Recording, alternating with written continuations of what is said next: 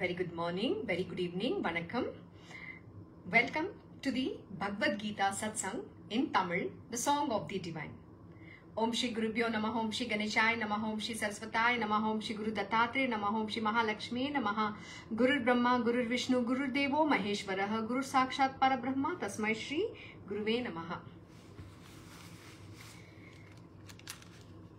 Today, we're going to do chapter 2. இன்னைக்கு வந்து chapter 2 பண்ண போறோம். Sankhya Yoga, the yoga of knowledge. இதுல first பாகம் வந்து verse 1 ல இருந்து 10. Arjuna and Sri Krishna discussing Arjuna's faint-heartedness. And 11 to 30 வந்து Sankhya Yoga, the yoga of knowledge, as described by Sri Krishna Bhagwan. So let us begin chapter 2. Sanjaya said, Sri Krishna then addressed the following words to Arjuna, who was, as mentioned before, overwhelmed with pity, whose eyes were filled with tears and agitated, and who was full of sorrow. So, இப்போ வந்து சஞ்சயா வந்து ஒரு recap கொடுக்கிறார். என்னாச்சு? சஞ்சயா சொல்றார், இப்போ ஸ்ரீ கிருஷ்ண பரமாத்மா வந்து அர்ஜுனா கிட்ட பேச போறார். அவர் வந்து அவருக்கு கீதா உபதேசம், தர்மம் என்னன்னா, தர்ம யுத்தம்னா என்ன, தர்மம்னா என்ன, அதெல்லாம் ஃபண்டமெண்டல்ஸ் எல்லாமே இப்ப கத்து கொடுக்க போறார். ஏன்னா அர்ஜுனா வந்து அப்படியே சோகத்துல மூழ்கி அவர் கண்ணில் தண்ணீரா வருது, தண்ணீரா கொட்டுறாரு, உக்காந்து புலம்பிண்டு அழுந்துட்டு இருக்கார். ஒரு வாரியர், அவரு ஒரு சத்திரியா, அவரோட தர்மம் பண்ணாம பேட்டில் ஃபீல்ட் யுத்தம் நடக்கிற போது, ஆரம்பிக்க போது, அந்த சமயத்துல போய் அங்க உக்காந்து ஒரு என்ன சொல்றது, ஒரு கோழைய மாதிரி உக்காந்து அழுந்துட்டு இருக்காரு. ஏனால இந்த யுத்தம் பண்ண முடியாது அப்படின்னு சொல்லி இருக்கிற ஊர்ல இருக்கிற அத்தனை காரணம் கொடுத்துட்டார் கிருஷ்ண பரமாத்மாக்கு. இப்ப கிருஷ்ண பரமாத்மா தான் என்ன சொல்ல போறோம்னு அது நாங்க தெரிஞ்சுக்கலாம். அது வந்து சஞ்சயா சொல்றார். ஸ்ரீ கிருஷ்ணா தென் அட்ரஸ்ட் ஃபாலோயிங் வேர்ட்ஸ். இந்த மாதிரி அவர் வந்து இப்ப என்ன சொன்னாருன்னா, சஞ்சயா சொல்றாரு, இதுதான் கிருஷ்ண பரமாத்மா வந்து அர்ஜுனாக்கு இது சொன்னாரு. அவர் வந்து யாரு, அர்ஜுனா அந்த சோகத்துல அப்படியே முழுங்கி கிடக்குறாரு. அதுக்கப்புறம் அவர் அழுந்துட்டு இருக்காரு. who was overwhelmed with pity.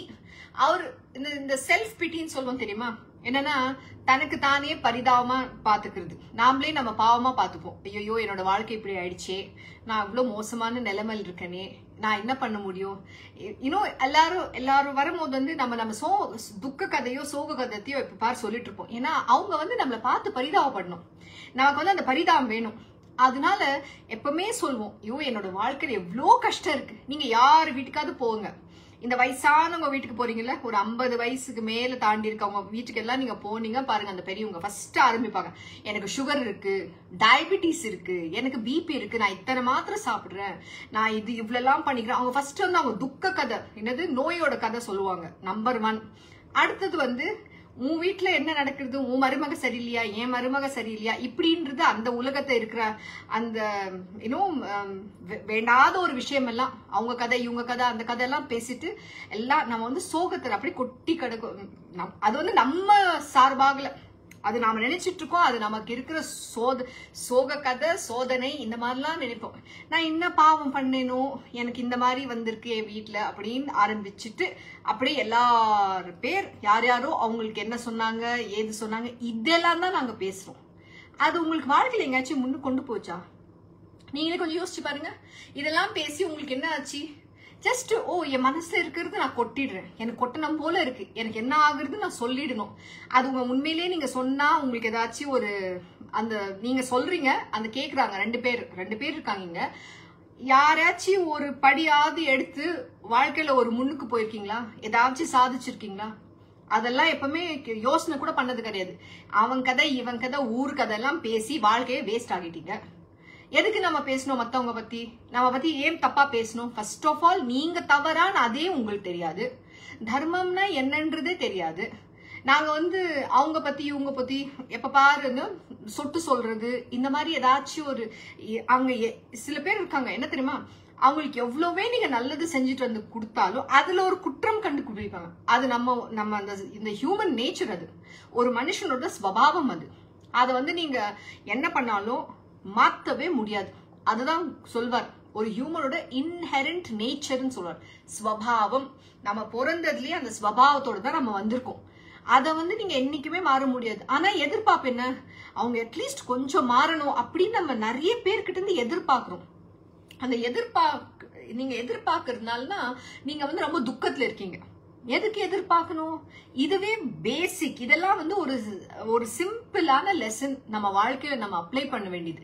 இதெல்லாம் தான் நாங்க அப்ளை பண்றது கிடையாது. அதுக்கப்புறம் என்ன, இன்னொரு இருக்கு. இந்த என்ன சொல்றது, நம்ம மைண்ட் வந்து அதை என்ன சொல்ற, ஒரு மங்கி மாதிரி, ஒரு குரங்கு மாதிரி.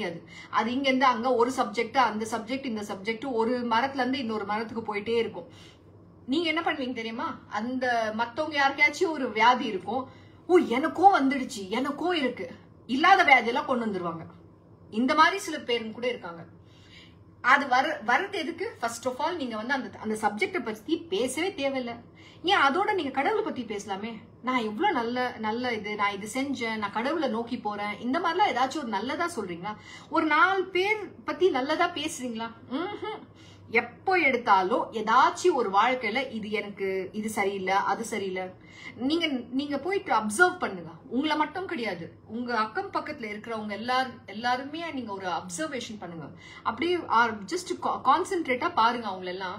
அவங்க எப்பவுமே ஆரம்பிக்காங்க. ஃபர்ஸ்ட் எனக்கு வந்து இது வியாதி, வயசானவங்க போனாங்களே அது வியாதியோட தான் ஆரம்பிப்பாங்க. அடுத்தது வந்து எனக்கு எவ்வளவு பிரச்சனை இருக்கு, நான் எவ்வளவு கஷ்டப்பட்டுட்டு இருக்கேன் என் வாழ்க்கையில, நான் பிறந்ததுல இருந்தே கஷ்டமே பட்டுட்டு இருக்கேன். யாருதான் கஷ்டப்படுறது கிடையாது இங்க வந்து பாண்டவா, இவங்க கூட பிறந்ததுல இருந்து கஷ்டமே பட்டுட்டு இருக்காங்க. அதுக்குன்னு சொல்லி அவங்க அதே தான் பேசிட்டு இருக்காங்களா? எல்லாரோட வாழ்க்கையும் ஒரு மகாபாரதம் தான். இதுதான் மோஸ்ட் இம்பார்ட்டன்ட். நீங்க புரிஞ்சுக்கணும். இதுல இருந்து எப்படி வெளியில வரணும், அதுதான் கத்துக்கல. இந்த நாலேஜ் வேணும்னு சொல்லி அதுதான் கத்துக்கல. இந்த மாதிரி அழுந்துட்டு உக்காந்துருக்கோம். அர்ஜுனா, நீங்க எல்லாம் தான் அழுந்துட்டு உக்காந்துருக்கீங்க. வாழ்க்கையிலேயே மொத்த வாழ்க்கையே முடிஞ்சு போச்சு, கடவுளை நோக்கி போனதே கிடையாது. இதே மாதிரி குற்றம் சொல்லி இவங்க சரி கிடையாது, அவங்க சொல்லி கிடையாது, மண்டல போட்டு அப்படியே கொடைஞ்சி உங்க மண்டையே சூடாக்கி அது கோவப்பட்டு அந்த கோவத்தை கொண்டு போய் வேற யார் மேலேயோ காட்டி, இந்த மாதிரிலாம் இன்னும் லைஃப்ல நீங்க வந்து சிரிச்சது ரொம்ப கம்மியா இருக்கலாம், அழுந்தது தான் ஜாஸ்தியா இருக்கலாம். அது இல்லாம என்ன, அந்த சோக கதை, அந்த துக்கம், எனக்கு இப்படி ஆயிடுச்சே, என்னோட வாழ்க்கை இப்படி அழிஞ்சு போச்சே, நான் ஏன் இப்படி இருக்கணும், எல்லாரும் என்னை யாருமே மதிக்கிறது கிடையாது, இந்த மாதிரிலாம் நிறைய, 1 இல்ல 2 இல்ல, இப்போ அப்படியே சொன்னா வந்து அப்படியே ஒரு புஸ்தகமே நீங்க எழுதலாம். ஒரு புஸ்தகம் கிடையாது, அப்படியே லிஸ்டா எழுதிட்டே போலாம். ஸோ அதனால மோஸ்ட் இம்பார்ட்டன்ட் என்னன்னா, நீங்க வந்து இந்த சோக கதத்தை, துக்க கதத்தை இதெல்லாம் சொல்றதை விட்டுட்டு ஃபர்ஸ்ட் வந்து நாம எப்படி வாழணும், எப்படி நடந்துக்கணும், இதுதான் நீங்க நோக்கி போகணும்.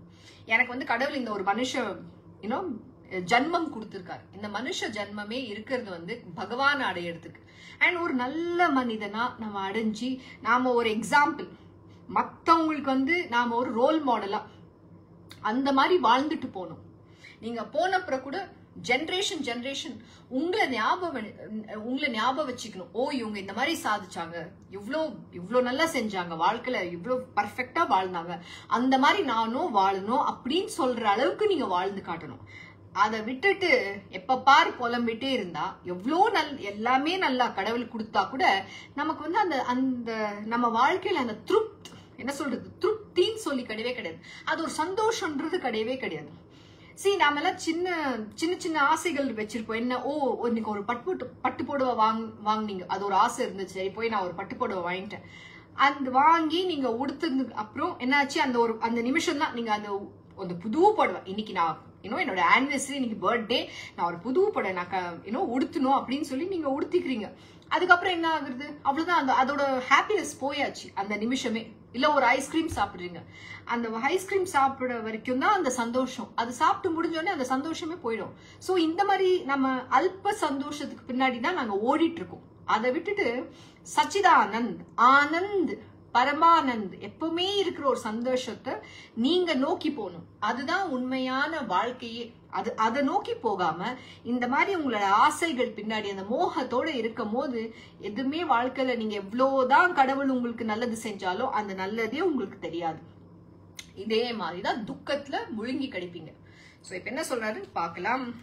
ஸ்ரீ பகவான் said, Arjuna, how has this infatuation overtaken you at this odd hour? It is shunned by noble souls, neither will it bring heaven nor fame to you. பகவான் அப்படியே ஆரம்பிக்கிறது அவர் சூப்பரா ஆரம்பிக்கிறார். என்ன தெரியுமா சொல்றார்? ஸ்ரீ பகவான் செட், கிருஷ்ண பரமாத்மா சொல்றார், அர்ஜுனா இந்த நேரத்துல போய் இந்த இன்ஃபாக்சுவேஷன் என்ன? இன்ஃபாக்சுவேஷனா ஒரு ஸ்டூப்பிடான ஒரு, இப்ப நம்ம சொல்லுவோம் இல்லையா, சில டைம் வந்து சின்ன பசங்க இருக்கும் போது நான் வந்து இந்த ஹீரோயினை நான் கல்யாணம் பண்ணிக்கணும் அப்படின்றது ஒரு ஆசை இருக்கும். அது வந்து ஜஸ்ட் மொமெண்டரினா அந்த நேரத்துக்கு மட்டும்தான். அது ஒரு இன்ஃபாக்சுவேஷன், அது நிரந்தரம் கிடையாது. அது வந்து அந்த நேரத்துக்கு மட்டும் உண்டாகுன ஒரு ஆசை. நீ நீ ஒரு ஸ்கூல் போற பையன், ஒரு 10ஆம் கிளாஸ், இது நான் வந்து ஐஸ்வர்யா ராய் கல்யாணம் பண்ணிக்கணும் அப்படின்னு சொல்றது வந்து ஒரு இன்ஃபாக்சுவேஷன். அது நடக்கிற கதை கிடையாது. அது அந்த நேரத்துக்கு இருக்கிற ஒரு ஆசை. ஓ எவ்வளவு அழகா இருக்காங்க, எனக்கும் இந்த மாதிரி ஒரு கேர்ள் ஃப்ரெண்ட் வேணும்னு நினைக்கிறது ஒரு ஆசை. ஆனா அவர் என்ன தெரியுமா சொல்றாரு? இந்த நேரத்துக்கு போய் இந்த மாதிரி ஒரு இன்ஃபாக்சுவேஷன் உன்னை எப்படி ஓவர்டேக் பண்ணிடுச்சுன்னா நீ எப்படி இதுல வந்துட்ட? இது வந்து உன்னோட மனசுல எப்படி வந்தது? ஏன் நீ இப்ப போய் அழற? இவங்க வந்து என் சொந்தக்காரங்க, நான் வந்து இந்த யுத்தம் பண்ண போறதுல இப்ப வந்து தர்ம யுத்தம் ஆரம்பிக்க போகுது, நீ வந்து பேட்டில் பண்ணியே ஆகணும், வேற வழியே இல்ல. அந்த நேரத்துல போய் 2 ஆர்மி கௌரவாஸ் பாண்டவாஸ் 2 பேருமே ரெடியா இருக்காங்க யுத்தத்துக்கு. அந்த நேரத்து போய் நீ உக்காந்து நான் இப்போ சண்டை போட மாட்டேன்னு சொன்னா என்ன அர்த்தம்? இந்த க்ஷணத்துல, அந்த க்ஷணம் இப்ப ஆரம்பிக்க போறது, அந்த நேரத்துக்கு போய் இவர் உக்காந்து நான் அழுதுட்டு இருக்காரு, நான் சண்டை போட மாட்டேன் அப்படின்னு சொன்னா அர்ஜுனா என்ன இது? இந்த நேரத்துக்கு போய் உனக்கு இப்படியா அப்படின்னு பகவான் கேட்கிறார். It is shunned by noble souls, neither will it bring heaven nor fame to you. Noble souls என்ன சொல்றாருன்னா, இந்த மாதிரியான ஒரு சின்ன புத்தி வந்து பெரிய ஆளுங்க, நோபல்னா அவங்க வந்து உண்மையிலேயே ஒரு நல்ல மனிதங்கள், ஒரு அவங்க வந்து கிரேட் கிங்ஸ், அவங்க மாதிரி எல்லாம் இருக்கிறவங்க இந்த மாதிரிலாம் பேசக்கூட மாட்டாங்க, அதெல்லாம் விட்டுடுவாங்க. நீ போய் இப்படி பேசுறியே, இது வந்து இந்த மாதிரி, இது விட்டுடு. யாருமே இந்த மாதிரி பண்ண மாட்டாங்க. இந்த கிரேட் சோல் எல்லாம், சோல்னா அவங்களோட ஆத்மா, ஒரு நல்ல கிரேட் கிங்ஸ், அவங்க மாதிரிலாம் நோபல் சோல்னா ஒரு நல்ல ஆத்மா, அவங்க போய் இந்த மாதிரிலாம் பேச மாட்டாங்க. அவங்க வந்து இந்த மாதிரிலாம் விட்டுடுவாங்க, விட்டுட்டு போய் சண்டை போடுவாங்க. அதுதான் அவங்களோட தர்மம். நீ போய் இந்த மாதிரி பேசுறியே. அதுக்கப்புறம் என்ன சொல்றாரு? neither will it bring heaven nor fame to you. இந்த மாதிரி பண்ணினா உனக்கு வந்து நீ வந்து ஹெவன்கோ போக முடியாது. என்னது? வைகுண்டம், ஹெவன் சொல்வோம் இல்லையா, அங்கவும் போக முடியாது, இல்லைன்னா நரகத்திலயும் போக முடியாது. ரெண்டுமே உனக்கு கிடைக்காது. நீ நரகமும் போக முடியாது, வைகுண்டத்துக்கும் போக முடியாது. அப்ப எங்கதான் போக போற? இந்த மாதிரி நீ வந்து அர்ஜுனா, உன்னோட தர்மம், க்ஷத்ரிய தர்மம் என்னன்னா அந்த போ அண்ட் ஆரோ எடுத்துட்டு இப்போ யுத்தம் பண்ணும். அதை விட்டுட்டு ஒரு கோலத்தனையா ஒரு மூலையில அந்த சேரிட்ல உக்காந்து கிருஷ்ணா நான் சண்டை போட மாட்டேன்னு சொல்லி ஒரு கோலத்தனமா அழுதுட்டு இருக்காரு.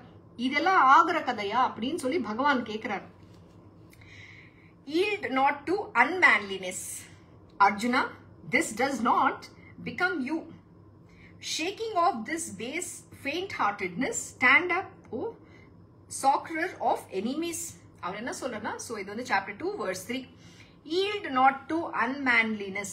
நான் என்ன, நீ வந்து ஒரு ஆம்பளை, அதுவும் க்ஷத்ரியா வீரர், நீ வந்து ஒரு கோழையா நடிக்கிறியே, இது அசிங்கத்தனம் இல்லையா இது? அர்ஜுனா என்ன இது? நீ வந்து ஒரு கோழையா? நீ வந்து ஒரு வாரியர், நீ ஒரு க்ஷத்ரிய தர்மம் பண்ணாம இந்த மாதிரி ஒரு அன்மேன்லினஸ்னா, ஒரு ஆம்பளைக்கு இருக்கிற அந்த ஒரு இம்பார்ட்டன்ஸ், அதை விட்டுட்டு போய் ஒரு பொம்பளை மாதிரி நீ அழுதுட்டு இருக்கே, அந்த அர்த்தத்துல அவர் சொல்றார். அர்ஜுனா ப்ளீஸ் ஏந்துடு அர்ஜுனா, நீ வந்து போய் யுத்தம் பண்ணு, இந்த மாதிரி பண்ணாத, கோழையா ஆகாத.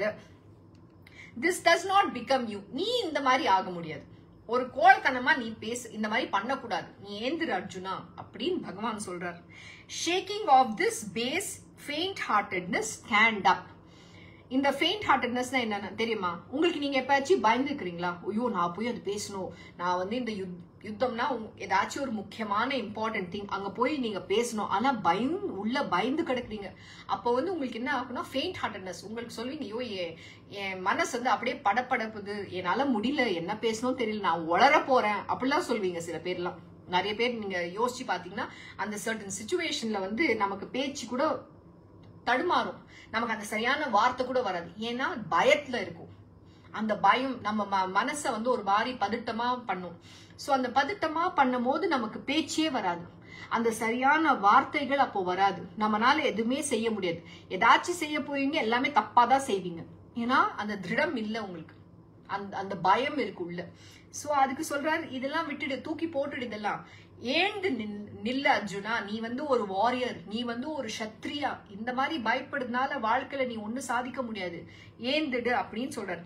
நீ வந்து இந்த எனிமீஸ், சார்க்கரர் ஆஃப் எனிமீஸ்னா இந்த எனிமீஸ் எல்லாம் நீ கொல்லணும், நீ அந்த வீரர், நீ போய் இப்படி பேசலாமா அப்படின்னு கேக்குறாரு. அடுத்தது சொல்றார் அர்ஜுனா செட். இப்ப வந்து அர்ஜுனா பேசுறாரு. How Krishna shall I fight Bhishma and Drona with arrows on the battlefield? They are worthy of deepest reverence, O destroyer of foes. ஆஹா, அர்ஜுனா என்ன சொல்றாரு? எப்படி கிருஷ்ணா நான் வந்து எப்படி கொல்றது, நான் எப்படி சண்டை போடலாம் Bhishma Pitamah and Dronacharya with arrows on the battlefield. இன்னும் என்னோட ஆரோல இருந்து நான் எப்படி போய் அவங்கள இந்த யுத்த பூமியில நான் எப்படி அவங்களோட நான் ஃபைட் பண்றது, நான் எப்படி யுத்தம் பண்ணலாம் அப்படின்னு கேக்குறாரு. ஆனா இதே கேள்வி அர்ஜுனா கேட்கணும் இல்லையா? நீ வந்து அந்த சபையில உன்னோட வைஃப் வந்து அங்க வந்து பரை சபையில வந்து எல்லாரும் எதிர்க்க வந்து அவங்க என்ன சொல்றது அந்த சாரி அவங்க வந்து ஒரு அவமானம் படும் போது திரௌபதிய அந்த அளவுக்கு ஒரு பரை சபையில அவமானம் செய்யும் போது அப்ப எங்க போச்சு இந்த பயம்? அப்ப பயம் வரலையா? அப்ப வீரத்தனம் எல்லாம் வரலையா? இப்ப மட்டும் சொல்றாரு, நான் எப்படி பீஷ்ம பிதாமா யுத்தம் செய்யறது, இல்ல துரோணாச்சாரியர் நான் எப்படி யுத்தம் செய்யறது? அந்த நேரத்துக்கு இவங்க எல்லாம் தானே நின்று பாத்துட்டு இருந்தாங்க. அந்த ஒரு ஒரு ஒரு விமெனோட என்ன சொல்றது மானம் எல்லாரும் எதிர்க்க எடுக்கும் போது அந்த டிஸ்ரெஸ்பெக்ட் அவங்க வந்து டிஸ்ரோப் பண்ணும் போது எப்படி பார்த்துட்டு இவங்க எல்லாம் சும்மா இருந்தாங்க? அப்போ தர்மம் எல்லாம் ஒண்ணு வரலையா? அப்ப எப்படி இந்த பயம் எல்லாம் வரல அவருக்கு? இந்த கேள்வி யார் கேட்கறது? இந்த மாதிரி மடத்தனமான பேசுறது தான் அர்ஜுனா அந்த நேர்த்திக்கு. இதுதான் உங்க மனசு, நீங்க தான் அந்த அர்ஜுனா. வாழ்க்கையில வந்து அந்த சரியான யுத்தம் பண்ணும் போதுதான் ஐயோ நான் எப்படி போய் அவங்க கிட்ட இந்த கேட்கலாம், ஐயோ இதெல்லாம் நான் பேசக்கூடாது, நான் ஜஸ்ட் அப்படியே இருந்துட்டேன், நான் விட்டு கொடுத்துடுறேன். இந்த மாதிரிலாம் நீங்க வேஸ்ட் ஆடுறீங்க. மோஸ்ட் இம்பார்ட்டன்ட், நேற்று இங்க ஒரு ஸ்டோரி சொல்றேன். நேற்றுக்கு நான் ஒரு நாள் இது எபிசோட் படிச்சுட்டு இருந்தேன். அதுல வந்து கிருஷ்ண பரமாத்மா வந்து திரௌபதி கிட்ட கேக்குறாரு. என்ன தர்ம கேக்குறாரு? தர்மம்னா என்னன்றது முன்னாடியே நான் லாஸ்ட் கிளாஸ்ல கூட நான் சொல்லிட்டு இருந்தேன். தர்மமோட ஃபவுண்டேஷன் என்ன, அதோட ஆதாரம் என்ன அப்படின்னு சொல்லி கிருஷ்ண பரமாத்மா திரௌபதிக்கு எக்ஸ்பிளைன் பண்றாரு. தர்மம்னா அதோட ஆதாரம் வந்து ஞானம், தட் இஸ் நாலேஜ். அப்புறம் பொறுமை, பேஷன்ஸ்.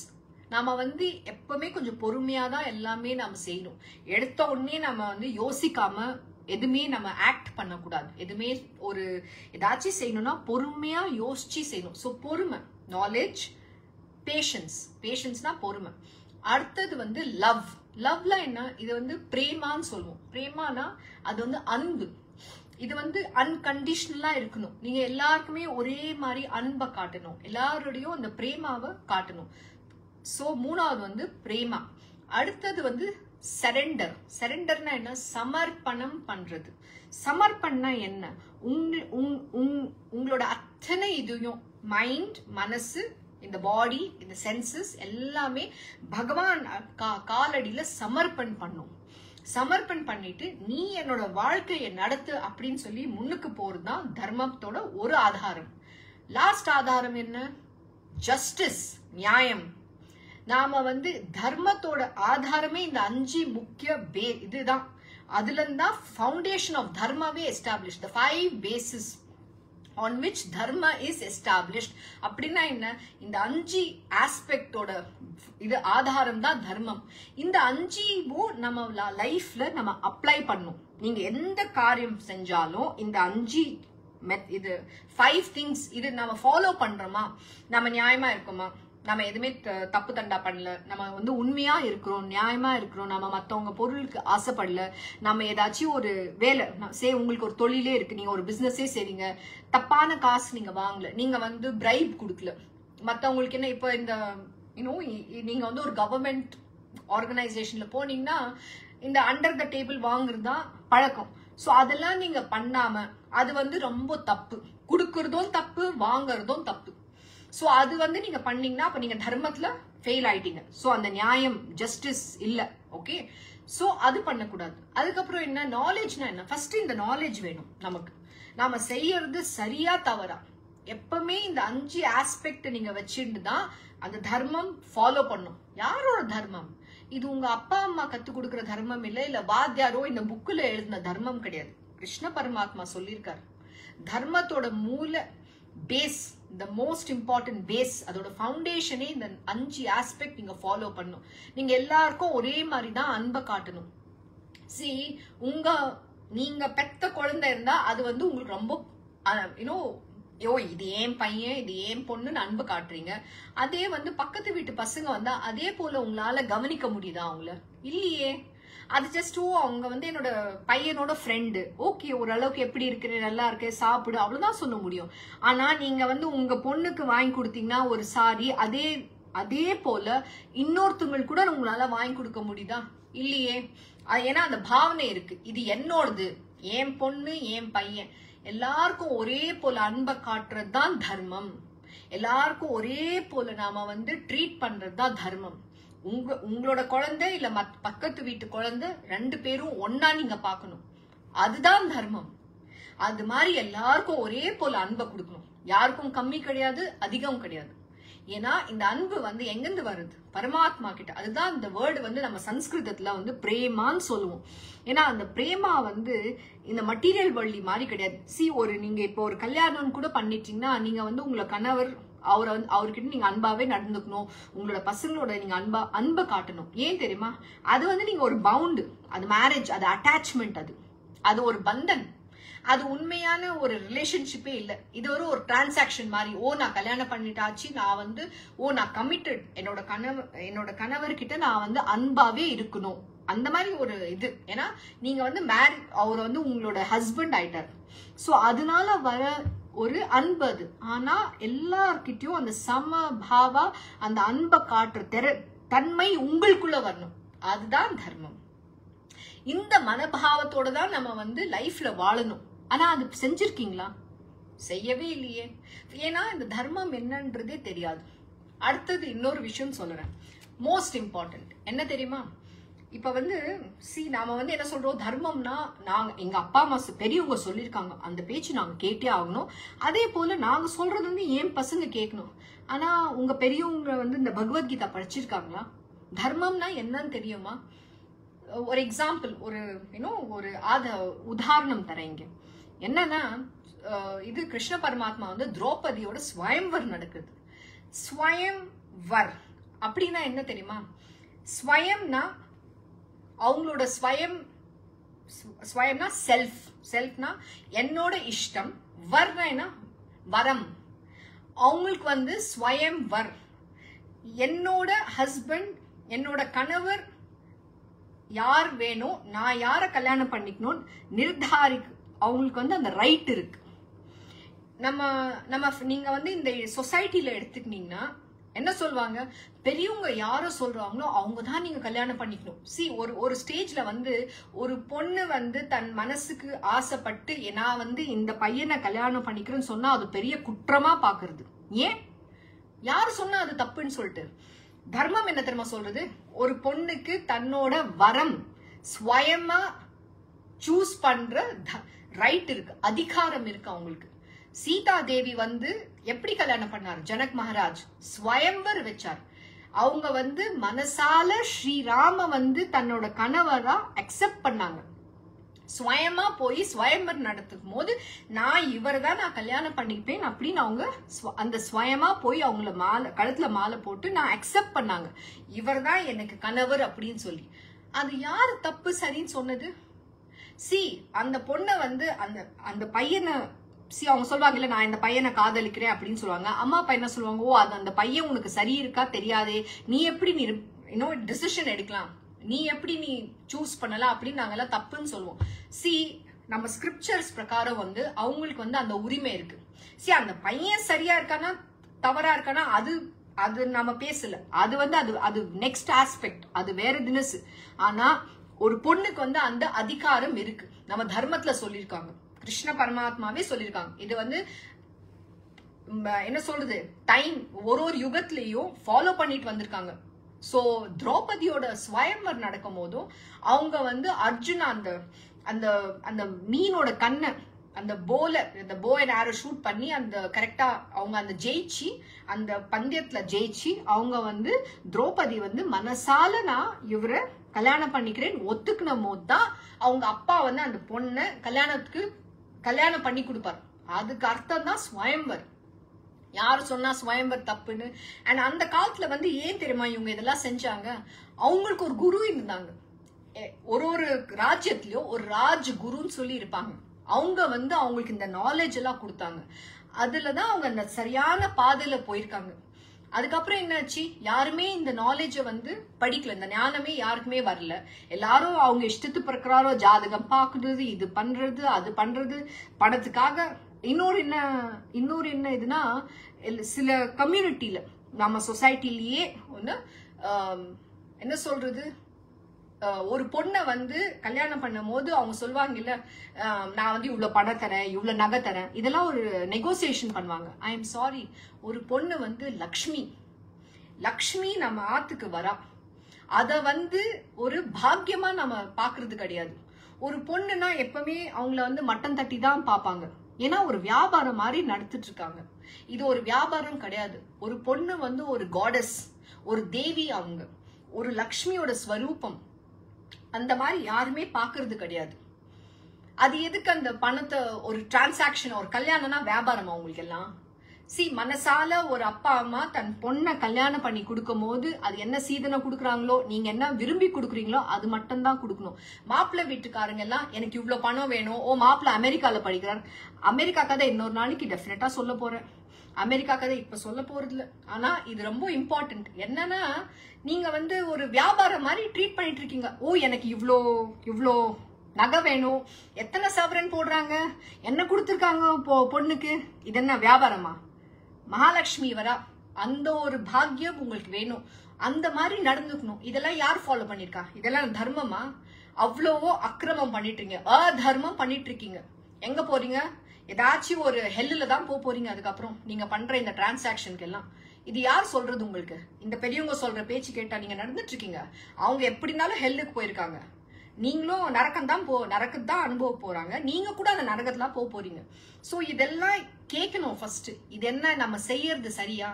என்னைக்காச்சும் சொல்லிருக்காங்களா, ஓ நான் இது கொடுக்கணும், நான் வந்து இந்த மாதிரி டிரான்சாக்ஷன் பண்ணிக்கணும், நீங்க வந்து இவ்வளவு கொண்டு வந்தீங்கன்னா உங்க பொண்ணை நான் கல்யாணம் பண்ணிப்பேன். இதெல்லாம் பாவம், இது அதர்மம் நம்ம பகவத்கீதா பிரகாரம். சோ இப்ப புரிஞ்சுதா ஸ்வயம்வர்னா என்ன? அது வந்து அந்த காலத்துல இருந்து, காலம்னா உங்க ஆன்சிஸ்டர் கிடையாது. நாம வந்து பரமாத்மா ஸ்ரீ பகவாரா ஸ்ரீ ராமச்சந்திர பத்தி பேசுறோம், சீதா தேவிய பத்தி பேசுறோம், அதுக்கப்புறம் வந்து இவங்க திரௌபதிய பத்தி பேசுறோம். இது திரௌபதி கதை வந்து கிருஷ்ண பகவான் இருக்கிற டைம்ல இருந்தது. அப்ப வந்து இந்த ஸ்வயம்வர் கிருஷ்ண பரமாத்மாவே சொன்னார், உனக்கு உரிமை இருக்கு, உனக்கு அந்த பையனை பிடிக்கலன்னா எனக்கு பிடிக்கல, நான் இந்த கல்யாணம் பண்ணிக்க மாட்டேன்னு சொல்றதுக்கு உனக்கு உரிமை இருக்கு. அதுதான் தர்மம் இங்க. சோ இந்த தர்மம் இப்போ அர்ஜுன அழுந்துட்டு இருக்காருல்ல, இவங்க பண்றதுதான் அதர்மம். எதுக்கு தெரியுமா? அவங்க 14 வருஷம் அந்த வனவாசுக்கு போனோம். ஏன்னா அவங்க எப்படி ஃபர்ஸ்ட் ஆஃப் ஆல் சூதாடினதே பெரிய அதர்மம். அது எப்படி சூதாடலாம்? இவங்க வந்து கடவுளோட பாதையில, ஒரு நல்ல பாதையில போகும்போது சூதாட்டம் எப்படி பண்ணலாம்? அதுவும் உங்களோட கிங்டமை வச்சுட்டீங்க, உங்களோட மனைவி கூட போய் அந்த பெட் கட்டிட்டீங்க சூதாட்டத்துல. அது மிகப்பெரிய பாவம், அது அதர்மம். சோ இந்த தர்ம யுத்தம் செஞ்சே ஆகணும். இப்ப போய் அர்ஜுனா சொல்றார், நான் வந்து சண்டை போட மாட்டேன்னா என்ன அர்த்தம் இதெல்லாம்? சோ அடுத்தது சொல்றார், they are worthy of deepest reverence. ஓஹோஹோ, இவங்க வந்து அவர் என்ன சொல்றாருன்னா, துரோணாச்சாரியர் அண்ட் பீஷ்ம பிதாமா வந்து அவங்கள வந்து அப்படியே அவங்களுக்கு ரெவர் பண்ணும். ரெவர்னா அவங்க கடவுள் சமானம். நாம வந்து அவர் ரொம்ப டீப்பஸ்ட் ஆஃப் த ரெவரன்ஸ். அப்படியா? அப்ப எப்படி பாத்துட்டு இருந்தாங்க திரௌபதிக்கு இந்த மாதிரி ஒரு அக்கிரமம் நடந்திருக்கும் போது? அவங்க என்ன அப்போ ரெவர் பண்ணுமா அவங்கள? இது யார் கேக்குறது இந்த கேள்வி எல்லாம்? ஓ டிஸ்ட்ராயர் ஆஃப் ஃபோர்ஸ். சோ என்ன சொல்றாரு கிருஷ்ண பரமாத்மா சொல்றாரு, நீ வந்து டிஸ்ட்ராயர், நீ வந்து எல்லாமே ஈவில், அதர்மம் எல்லாம் நீ டிஸ்ட்ராய் பண்ணிடுவே, நீ விநாசம் பண்ணிடுவே. நீ வந்து இப்ப என்ன சண்டை போடுன்னு சொல்றியே பகவான், எப்படி நான் போடுறது? சோ என்ன கண்டினியூ பண்றார். It is chapter 2 verse 5. It is better to live on alms in this world, but not slaying these noble elders. Noble elders are. Because even after killing them, we shall after all enjoy only blood-stained pleasures in the form of wealth and sense enjoyments. Aha.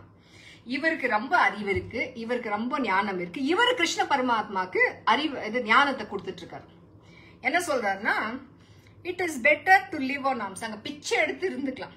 ஆனா இந்த பெரியவங்களை நாம எப்படி கொல்றது? இவங்க எவ்வளவு பேர் மகான் ஆத்மா, இவங்க எல்லாம் எனக்கு பாட வித்யா கத்து கொடுத்த என்னோட துரோணாச்சாரியர், எனக்கு வந்து அறிவு சொன்ன என்னோட பீஷ்ம பிதாமா.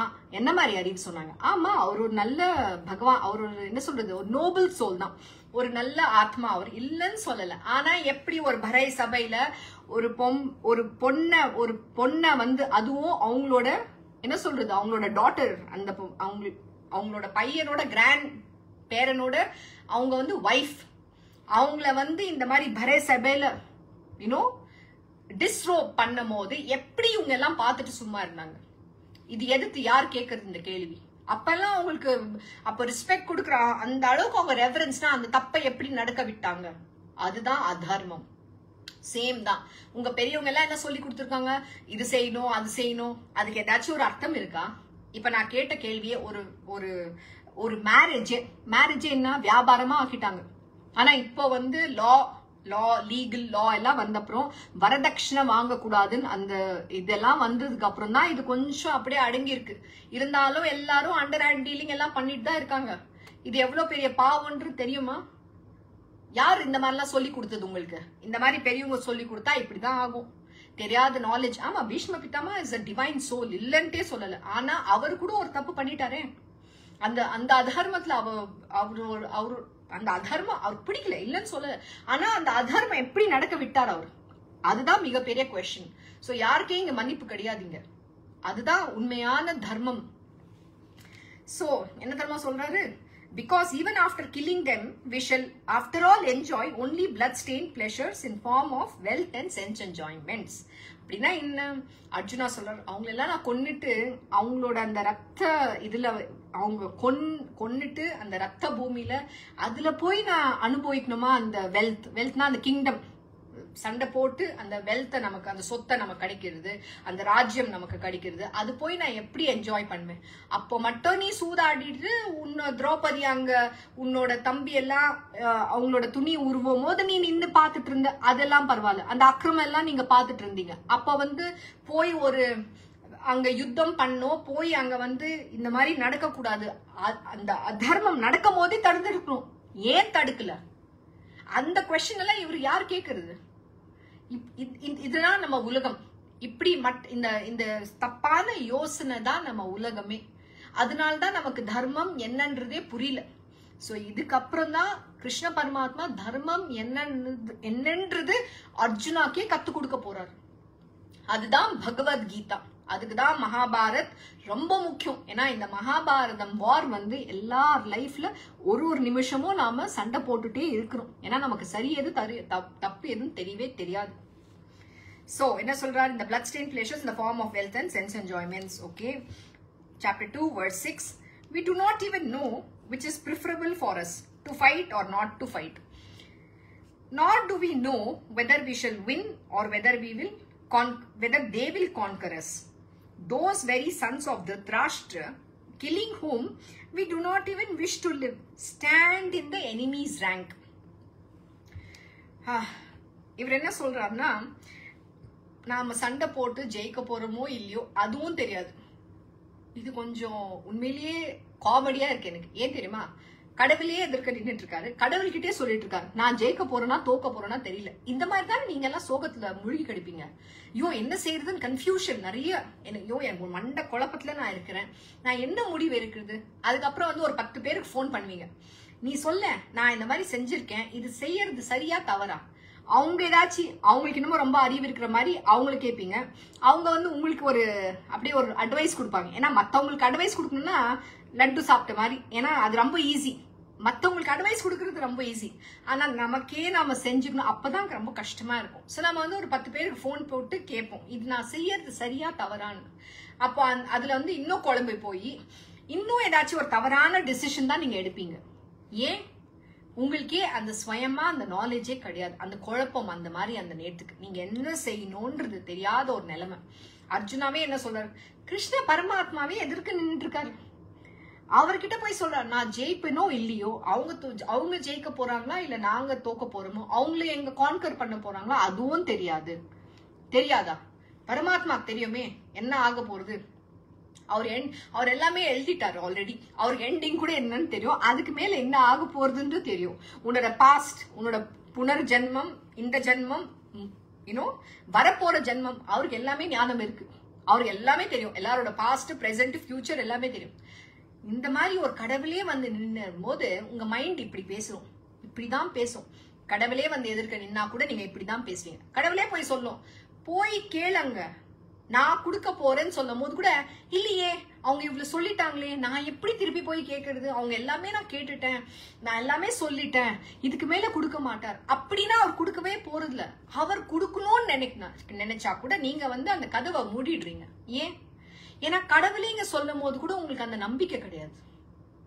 உங்க மைண்ட் தான் உங்களுக்கு நம்பிக்கை. நீங்க மைண்ட் என்ன சொல்றதோ அதுதான் நீங்க நம்புறீங்க. இப்படி நம்பிதான் எல்லா டிசிஷனும் தவறான டிசிஷன் எடுத்திருக்கீங்க வாழ்க்கையில. ஒரு தரையும் அந்த டிசிஷன் எடுக்கும் போது எல்லாமே தவறான டிசிஷன். ஆனா ஒண்ணு மட்டும் புரிஞ்சுக்கோங்க, உங்க மைண்ட் எப்போ பேசுதுன்னு நான் வெரி சிம்பிளா சொல்றேன்.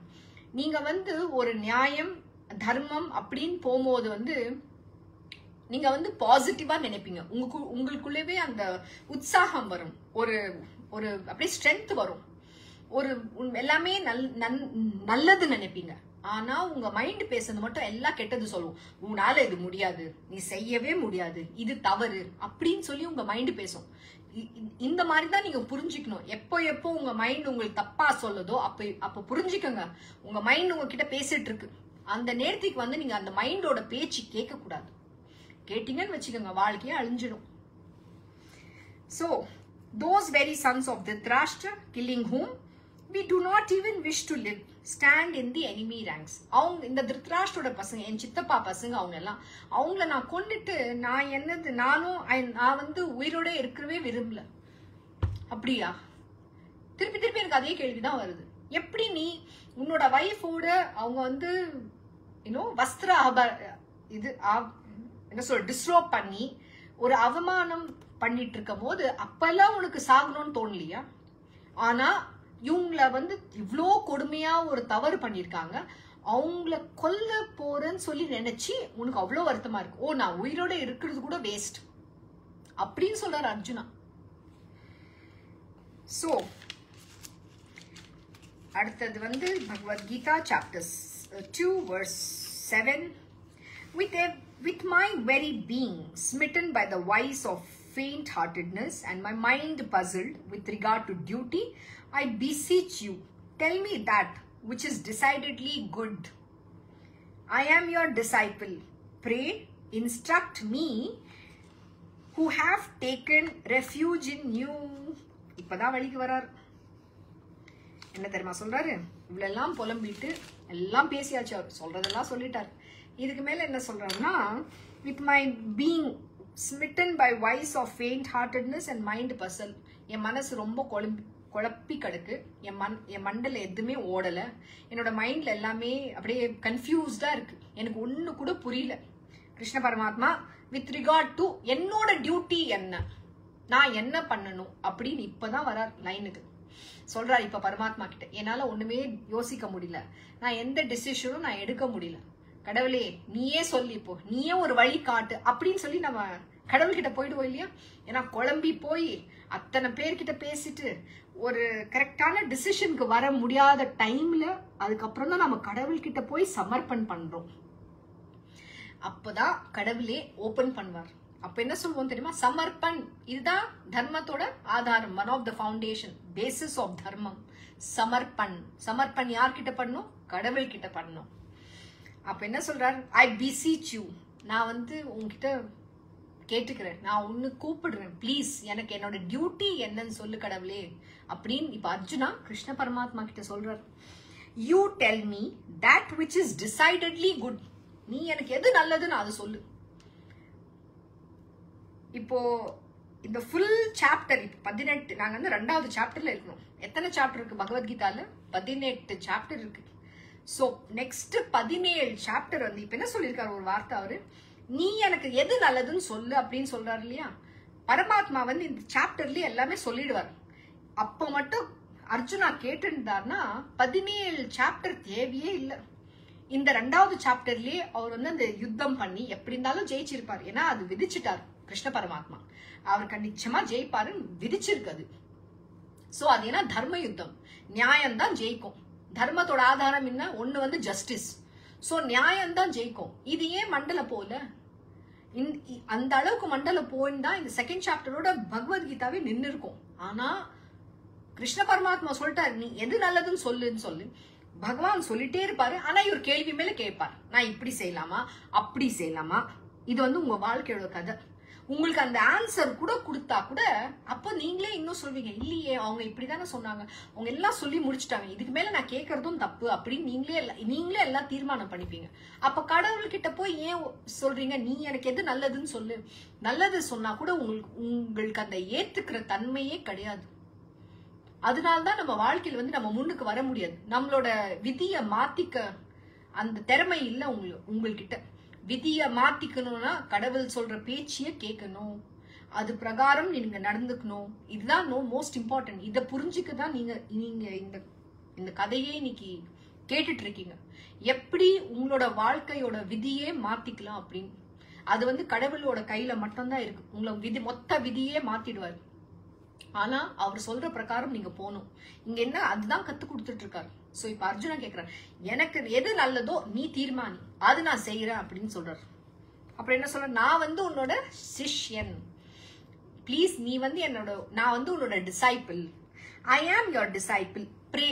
நான் உன்னை வந்து நமன் பண்றேன், உன்னை வந்து கெஞ்சி கேட்டுக்கிறேன், கடவுளே பிளீஸ் நான் ப்ரே பண்றேன், எனக்கு இன்ஸ்ட்ரக்ட் பண்ணு. I have taken refuge in you. நான் உன்னை சரணாகதி, நான் உன்னோட காலடியில வந்துட்டேன், பிளீஸ் நான் சமர்ப்பணம் பண்ணிட்டேன், என்ன வந்து என்ன செய்யணும்னு நீ சொல்லு அது மட்டும் அப்படின்னு சொல்லி இப்போ சொல்றாரு. நீ வந்து என்னோட குரு, நான் வந்து உன்னோட டிசைபிள், நான் உன்னோட சிஷ்யன் ஆயிட்டேன், எனக்கு இப்போ நீங்க இன்ஸ்ட்ரக்ட் பண்ணுங்க நான் என்ன செய்யணும் அப்படின்னு. அவர் என்ன கடவுள் இத்தனை நேரம் என்ன சொல்லிட்டு இருக்காரு, அர்ஜுனா ஒரு கோழையா இருக்காத, ஏன் இந்த வார பண்ணுன்னு சொல்றாரு. அவ்வளவு சர்வ சிம்பிள். அது போய் கேட்காம அவரு எல்லாம் குழப்பி எல்லாம் பண்ணி எல்லாம் பேசிட்டாரு கூட. கடவுளுக்கே கொஸ்டின் எல்லாம் கேட்கிறாரு இவரு, கடவுளுக்கே எல்லாம் சொல்றாரு, ஐயோ நாங்க இவ்வளவு எல்லாம் கொடுமையா தப்பெல்லாம் பண்றோமே அப்படின்னு. கிருஷ்ண பரமாத்மா எல்லாம் நீ பேசுப்பா அப்படின்னு சொல்லி அப்படியே ரொம்ப பொறுமையா கேட்டுட்டு இருக்காரு. நீ எவ்வளவு பேச போற, கடைசியில வந்து நான் சொல்றதுதான் நீ செய்யணும், வேற வழி இல்லாங்க, ஆனா நான் பேச விட்டுருக்கேன், நீ பேசு அப்படின்னு சொல்லி அர்ஜுனா கிட்ட கேட்டுட்டு இருக்காரு.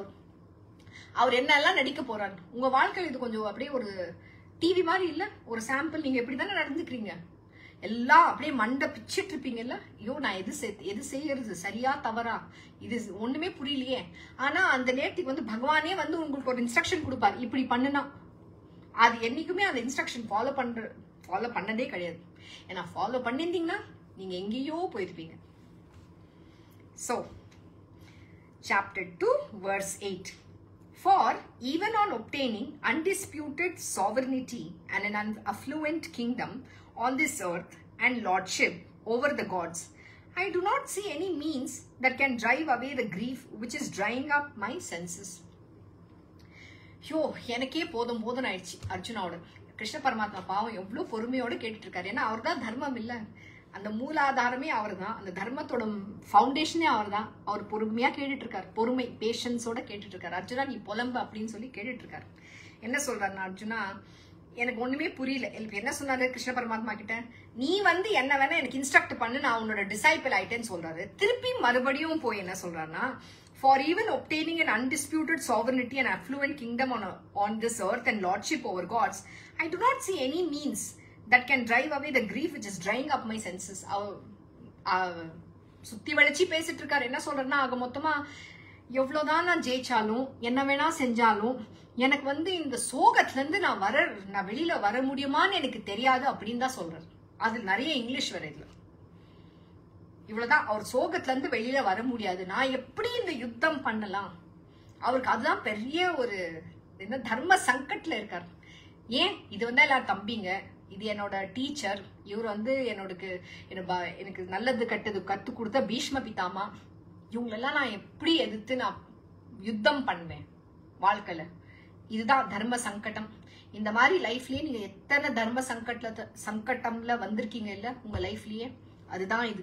ஆபீஸ் ஆகட்டும், ஃபேமிலியா இருக்கட்டும், இல்ல உங்களோட பர்சனல் லைஃபே இருக்கட்டும், உங்களுக்கு வந்து ஒரு டிசிஷன் எடுக்கணும்னா அவ்வளவு சுலபமே கிடையாது. உங்களுக்கு அந்த நான் வந்து இது என்னோட டிசிஷன், நான் என்ன வேணா முடிவு பண்ணுவேன், அந்த ஒரு ஃபர்மா நீங்க ஒரு முடிவு எடுக்கணும்னா அது உங்களால முடியவே முடியாது. நான் வந்து அவங்கள கேட்கணும் இவங்கள கேட்கணும், பயந்து பயந்து பயந்து உங்க லைஃபையே வீணாக்கிட்டீங்க. எல்லாருக்கும் பயப்படணும். என் பொண்ணு என்ன சொல்வா, நான் இப்படி செஞ்சேன்னா என்னோட மாப்பிள்ளை என்ன சொல்லுவாங்க, நான் இப்படி செஞ்சேன்னா என் தம்பி என்ன சொல்வான். இவங்க எல்லாம் யார் உங்கள லைஃப்ல? யாருமே கிடையாது. ஒண்ணு மட்டும் புரிஞ்சுக்கோங்க, யாருமே யாருக்கும் கிடையாது. நான் திருப்பி திருப்பி இதான் சொல்வேன். இவங்க எல்லாம் ஏன் உங்களோட இருக்காங்க? இந்த ரிலேட்டிவ்ஸை பார்த்து தானே ஒரு சோகமா இருக்காரு.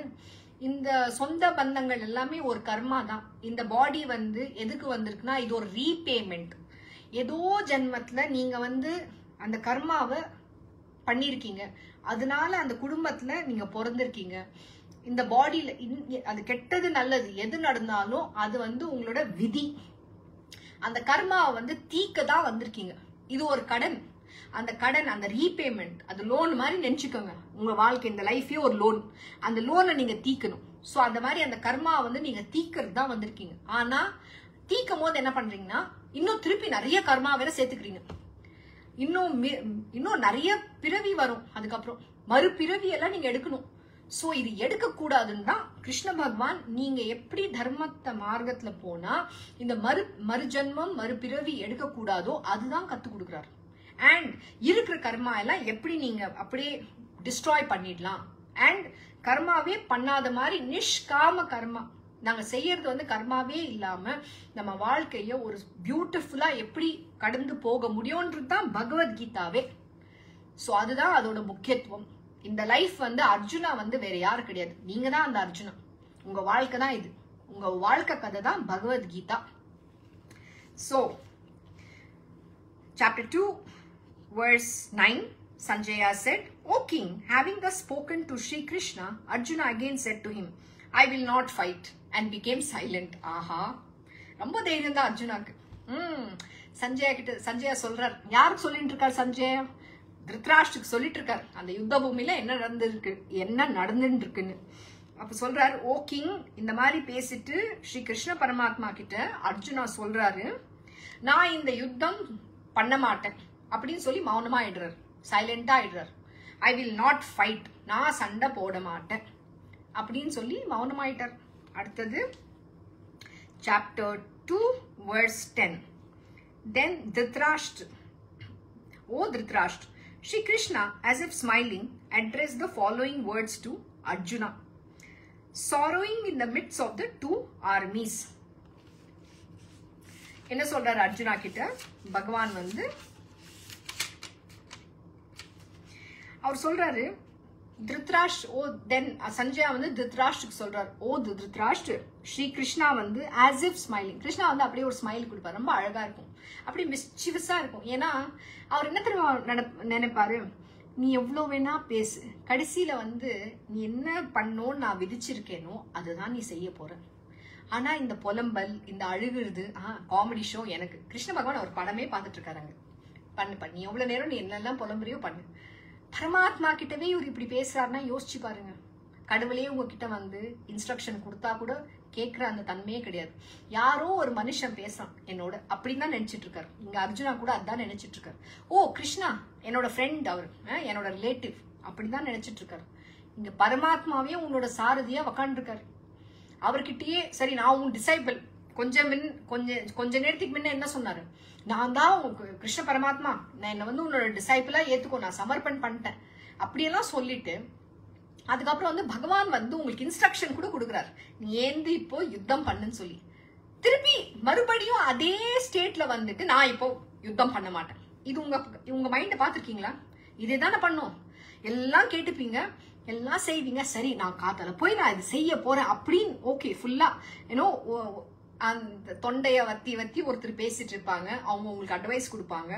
எல்லாம் கேட்டுட்டு திருப்பி காத்தால ஏந்து திருப்பி மறுபடியும் உங்க மைண்ட் வரும், ஐயோ நான் என்ன பண்ண போறேன், அப்போ நைட் என்ன சொன்னீங்க, சரி நான் போய் சண்டை போடுறேன், நான் இதெல்லாம் இனிமேல் நான் இந்த மாதிரி செய்ய மாட்டேன், நான் வந்து ஒழுங்கா எப்படி இருந்தாலும் நான் போய் இது சாதிக்கணும் அப்படிலாம் சொல்லிட்டு அடுத்த நாளே நான் சண்டை போட மாட்டேன் அப்படின்னு வந்துடுவீங்க.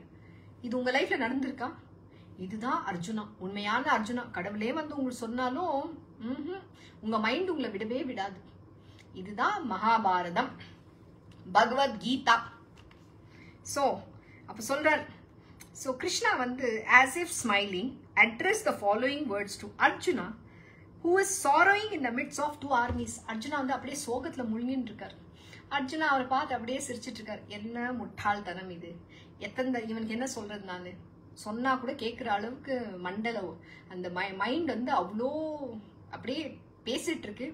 இங்க நானே சொல்றேன், ஸ்வயம் பரமாத்மாவே உக்காண்டிருக்கேன், இவனுக்கு எல்லாமே சொல்லியாச்சு, அப்ப கூட என் பேச்சு கேட்கலையே. அப்படியே ஸ்மைல், அவர் வந்து பொறுமையா ஸ்மைல் பண்ணுவார். ஏன்னா அவருக்கு என்ன தெரியும், அவன் எப்படி இருந்தாலும் இந்த வாரை வந்து அர்ஜுனா தவிர வேற யாருமே அங்க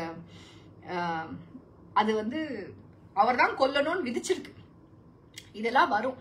ஸோ அது வந்து எல்லாமே விதிச்சு வந்திருக்கும் போது நீங்க வந்து சண்டை போட மாட்டீங்கன்னா கூட நோ யூஸ்.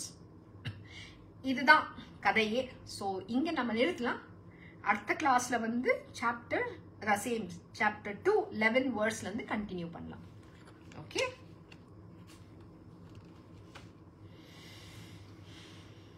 நன்றி, வணக்கம். Thank you for joining the Bhagavad Gita Satsang, the Song of Divine. Have a good day and good evening to you all. God bless. Recording stop. Thank you, Rajma. Thank you. Thank